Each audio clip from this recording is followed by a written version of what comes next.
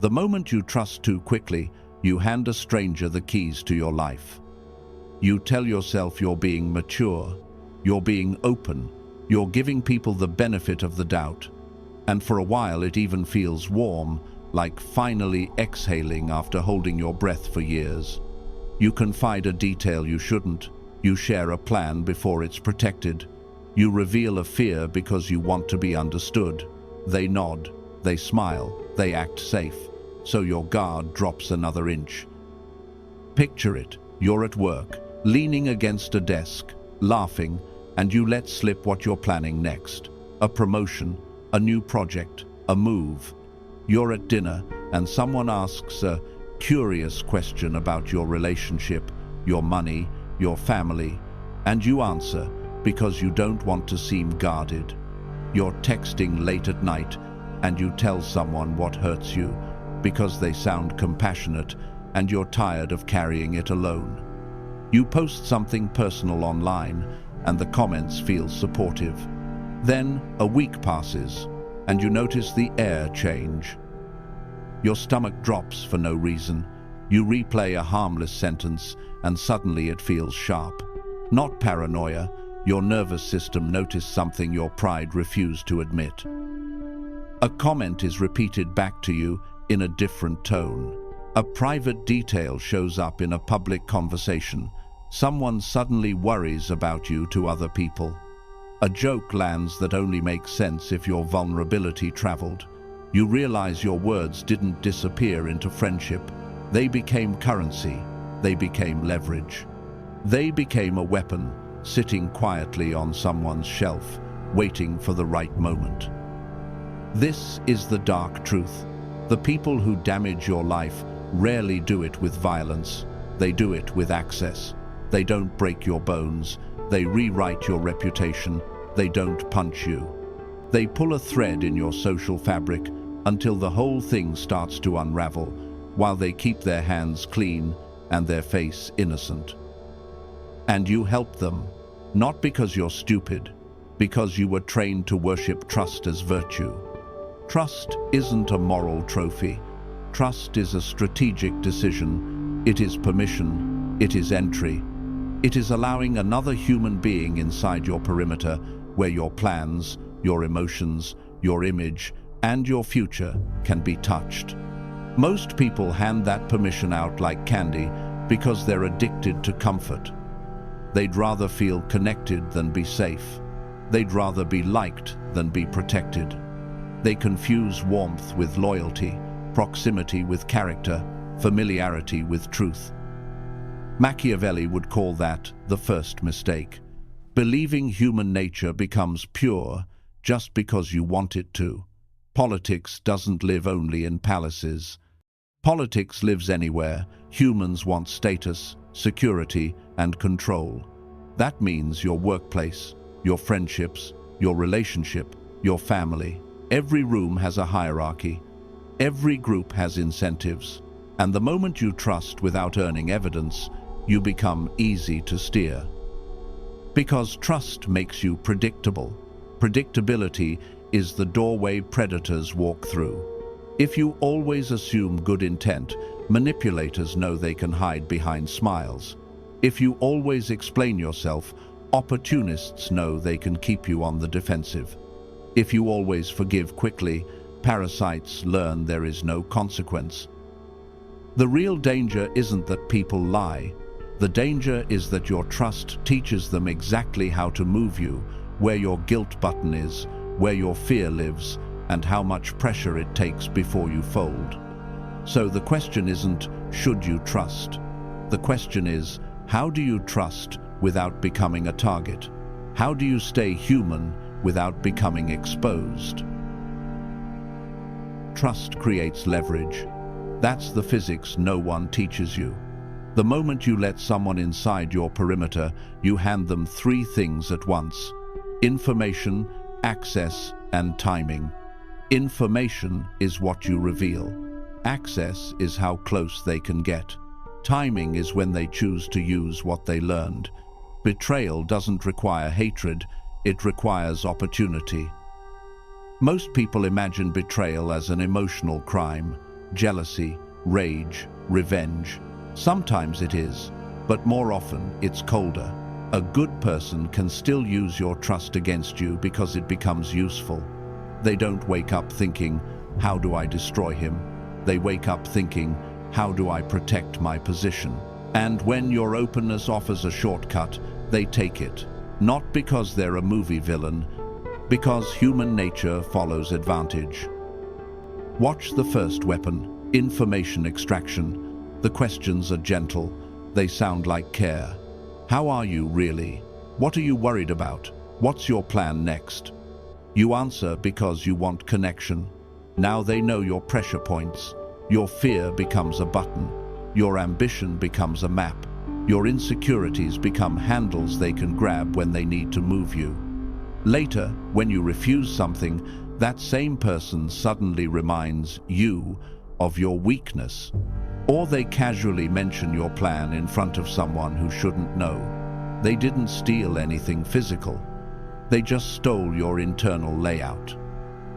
Second weapon, moral leverage. This is the cleanest form of control because it hides behind virtue. After all I've done for you, I was there for you. A good friend would. Notice what happens. The conversation stops being about the present situation and becomes a debt audit. Now you're not making a decision, you're defending your character. And once someone learns you can be steered by guilt, they will use guilt like a steering wheel. Your trust made them confident that you won't want to look selfish, so they keep raising the price of saying no. Third weapon, frame control. This is where your honesty gets turned into evidence against you. You admit a flaw because you think it shows maturity. You share a feeling because you think it shows depth. Then, in the wrong mouth, it becomes a label. He's insecure. She's unstable. He even said he has trust issues. Suddenly, you're not a person. You're a diagnosis. They don't argue with your point. They smear your credibility. And because you trusted them, they have real quotes, real context, real fragments they can edit into a weapon. You gave them the rope and they call it truth. Fourth weapon, social warfare. This is betrayal with clean hands. They don't attack you directly, they poison the room around you. They don't say, I'm against him. They say, I'm worried about him. They don't accuse. They share concerns. They triangulate, pulling a third person into your conflict so you're outnumbered by opinions you never consented to face. They leak just enough to make you look questionable, then watch as you scramble to defend yourself. And that scramble is the proof they wanted. If you're defending publicly, you must be guilty privately. That's how reputations die. Machiavelli understood that people rarely betray from rage. They betray from advantage. If your rise threatens their rank, they'll slow you. If your stability exposes their chaos, they'll undermine you. If your boundaries remove their access, they'll punish you. None of this requires them to hate you.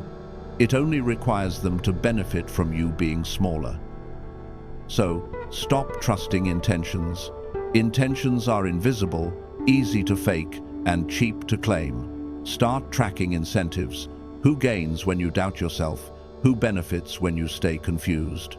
Who gets comfortable when you over-explain? Who is calmer when you're guilty?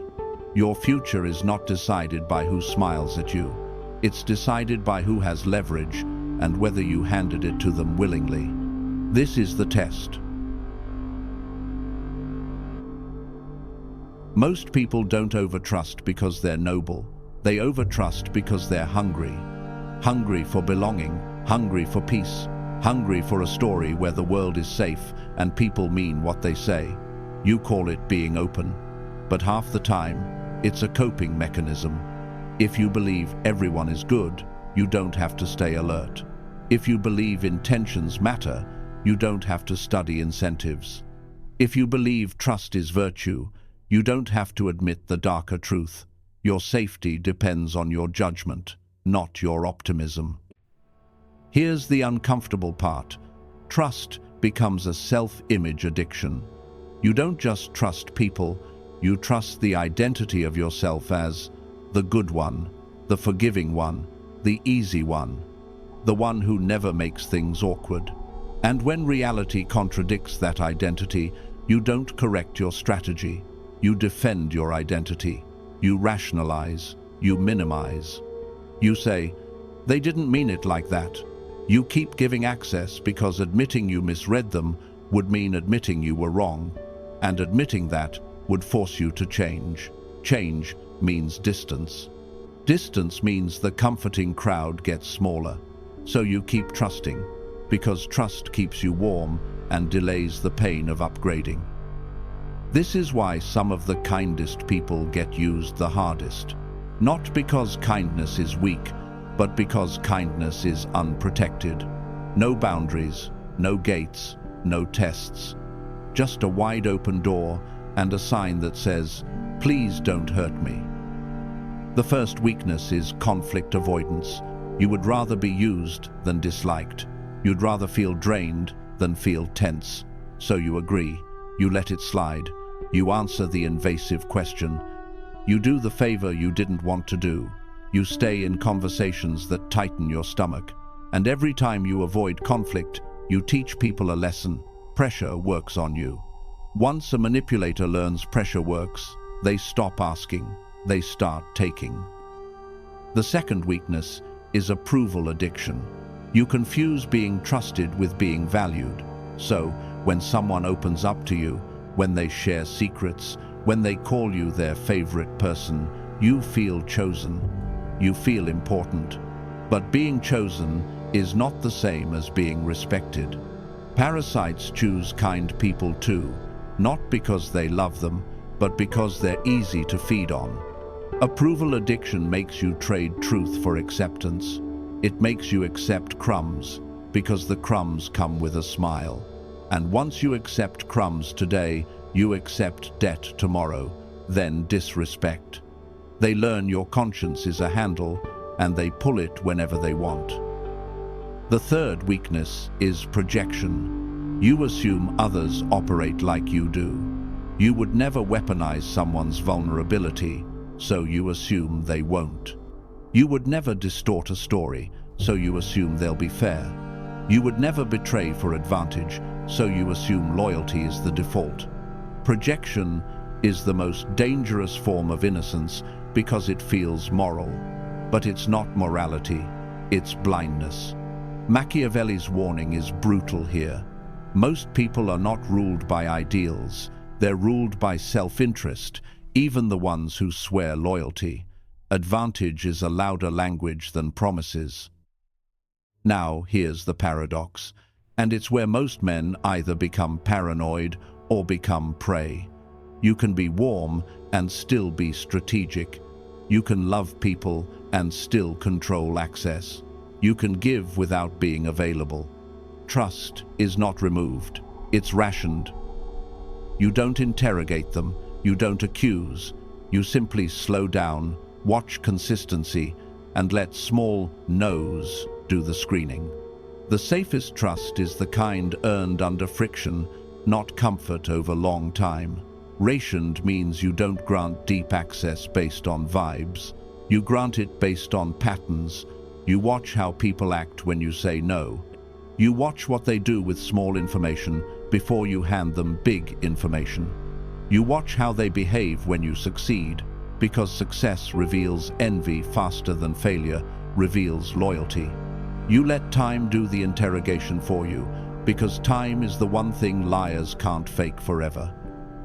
And if that sounds cold, good. Cold doesn't mean cruel. Cold means clear. It means you stopped confusing hope with evidence. The goal isn't to distrust everyone. The goal is to stop bleeding for people who haven't earned the right to hold your truth. In the next section, I'll give you the system, how to test people quietly, without drama, without accusations, and without exposing yourself, so you can stay human and still be untouchable. Trust is not a leap, it's a ladder. And most people die socially because they jump straight to the top rung with strangers. They pay for it. They call it being open. Machiavelli would call it being careless, because trust is not granted by vibes, it's earned through consistency under pressure. Anyone can look loyal when it's convenient. The test is whether they remain loyal when it costs them something. So, you need a layered system. Layer 1 is courtesy. You're polite, calm, respectful, but you reveal nothing that can be used against you. You don't confess your fears. You don't advertise your next move. You don't turn small talk into a diary. Courtesy is how you move through the world without making enemies, while keeping your throat covered. Layer 2 is cooperation. You can work together, exchange value, be friendly, but you keep access limited. You don't give them authority over your time, your emotions, or your reputation. You collaborate with boundaries. This is where most people overshare because they confuse proximity with safety. Proximity is not safety. Proximity is simply opportunity. Layer 3 is reliability. This is where you start testing quietly, not with interrogations, with small friction. You watch what happens when the world doesn't go their way. You watch how they behave when you don't give them what they want. Reliability is proven in patterns, not promises. Layer 4 is loyalty. Loyalty is rare because it requires sacrifice. It means they protect you when they could gain by exposing you. It means they don't leak your vulnerabilities for social points. It means they don't smile in your face and compete with you in the dark. Loyalty shows up when the stakes rise, not when the room is comfortable. Now, how do you test without drama? First, the small no test. Say no to something minor, not aggressively, calmly. Watch their reaction. A healthy person adjusts. A manipulator punishes. They guilt you, sulk, withdraw, or suddenly call you selfish. That reaction is a confession. People reveal their intent the moment you stop being useful. Second, the privacy test. Give a small, harmless detail and watch where it travels. If it leaks, you don't confront. You simply downgrade access. You don't argue with snakes about why they bite. You stop stepping near their mouth. Third, the success test. Pay attention when you win, when you improve, when your confidence rises. Some people smile and feel inspired, others get weird. They minimize, joke, change the subject, or suddenly worry about you. Envy rarely announces itself, it drips, and if someone can't celebrate your progress, they will eventually sabotage it. Fourth, the stress test. Everyone can act stable on easy days. Watch who stays consistent when emotions hit, when pressure rises, when conflict appears. Do they become fair, or do they become strategic? Do they seek clarity, or do they seek control? Stress doesn't change people. It reveals the operating system underneath. And while you run these tests, you follow defense rules. Keep plans vague, speak in outcomes, not intentions. Don't hand people raw material before it's protected. In workplaces, document. Put requests in writing. Paper kills fog. In relationships, avoid emotional paragraphs. They're raw footage that can be edited into a weapon. And never argue with invisible juries. If someone says, "Everyone thinks you're wrong," you don't plead your case to ghosts. You say, if they have a concern, they can talk to me directly, not through you. Here's the final warning. Once you tighten access, some people will escalate, not because you became cold, but because you stopped feeding them. They were living off your openness, your guilt, your need to be understood. When that supply gets cut, they panic, and that panic is your proof. In the next part, I'll show you how to handle the backlash without defending yourself and without letting them poison the room. You're not becoming cold, you're becoming accurate. There's a difference, and it will save your life. Cold is shutting down because you got hurt. Accurate is staying open, but armored. accurate means you can still love people, still laugh, still be generous. But you stop giving away access like you're trying to buy belonging. You stop trusting vibes over evidence. You stop confusing intimacy with safety. Machiavelli's dark truth is simple. Dependence makes you controllable. The more you need someone's approval, affection, or validation, the easier it is for them to steer you. They don't even have to hate you. They just have to know where your hunger is. Controlled access changes everything. When you decide who gets your time, your plans, your emotions, your private life, you become untouchable, not because you're mean, but because there's nothing to grab. This is what sovereign people understand. Trust is a luxury, earned after power, earned after consistency, earned after tests. Not granted because someone smiled, listened, or called you special. Those are entrances, not proof. Let time apply pressure. Liars crack, loyal people stabilize, and opportunists drift away. So keep your warmth, keep your humanity. Just stop being exposed. Stop handing people weapons and hoping they won't swing them. Remember this and live by it. Trust is not a gift you give, it's a gate you control. In the next video, I'll show you how to test someone's loyalty without exposing yourself, and how to spot fake friends early, before they sabotage your future.